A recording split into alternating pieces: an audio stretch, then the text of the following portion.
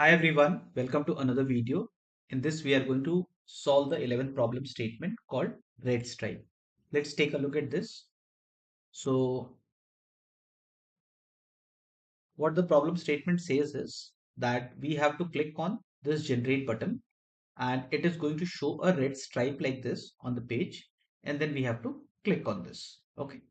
Now if I'll click on this again, it is going to move the placement of this, and then I have to click on this. Okay. Now you will see, if you'll read this properly, it will show the number as well. If I'll click on this, and this is basically giving the coordinates. Okay.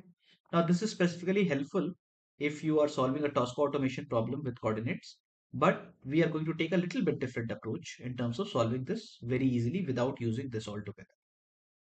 We can use that as well, but I'm going to take a different approach, whatever works for you. Okay.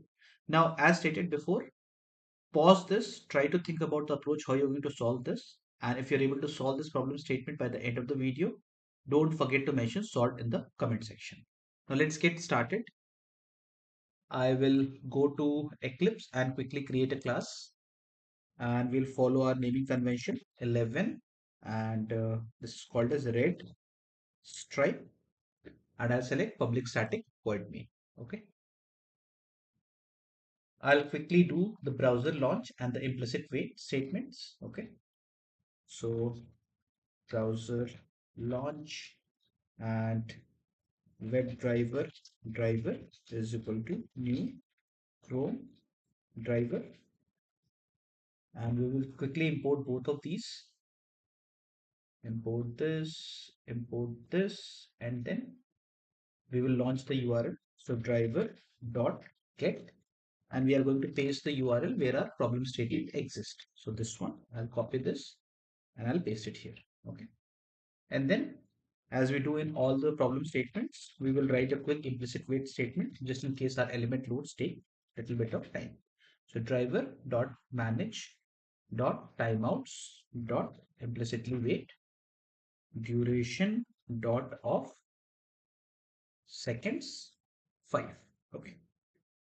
Now let's see what we have to do. So first we have to click on generate button, and then we have to click on this stripe. Let's see that. So I'll right click, inspect, and generate can be very easily found because we have a ID section. So I'm going to just copy this, and I'm going to just write driver dot find element by dot ID, and we are going to pass this, and only uses we have to perform a click statement. So I'll just quickly write click here, and we are going to close this. Okay. So the first part is done. Okay. Now let's take a look at the second part. Okay. So let's click on this stripe. Okay. So you see here, this stripe is not containing any value in that aspect. It is containing height, width, and things like that. Okay. Now this number keeps changing. Whatever number appears, it is dynamic, and these all are child elements. Okay. And this is the parent element. Okay. So the way I'm thinking is I will create a X path. Uh, since this is the ID and this is the ID, probably I'll use this ID. And since this is sibling of this, we are going to use the sibling statement to navigate to that in XPath. Okay, let's see that.